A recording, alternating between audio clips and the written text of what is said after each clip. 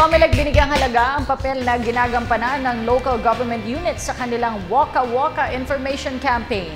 Ang detalye mula kay Haji Camino via phone patch. Haji?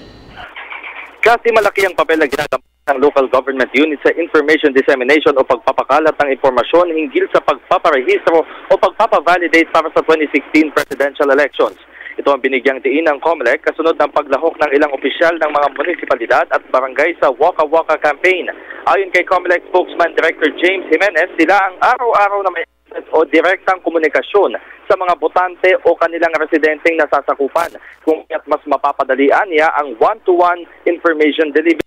Binigyang halimbawa ni Jimenez sa mga barangay secretaries na katuwang ng local election officer sa pagpapadala ng sulat sa bawat tahanan na nagsasaad ng paghikayat sa kanilang magpa-biometrics na at magparehistro. Malaking bagay niya ang partnership ng LGUs at ng COMELEC para sa mas epektibong kampanya at sa tingin niya ay dadami ang bilang ng mga botante sa 2016. Samantala sa pagpapatuloy ng Waka Waka campaign, narito na tayo sa Candon City, Ilocos Sur, kung saan nilibot ni Jimenez ang town proper upang palakasin ang public awareness sa lungsod kaugnay sa pagpapa-biometrics.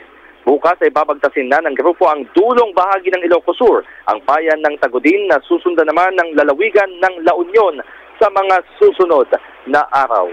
Mula dito sa Ilocos Sur, kasama si Romel Tagbas para sa Telebisyon ng Bayan, Haji Kami.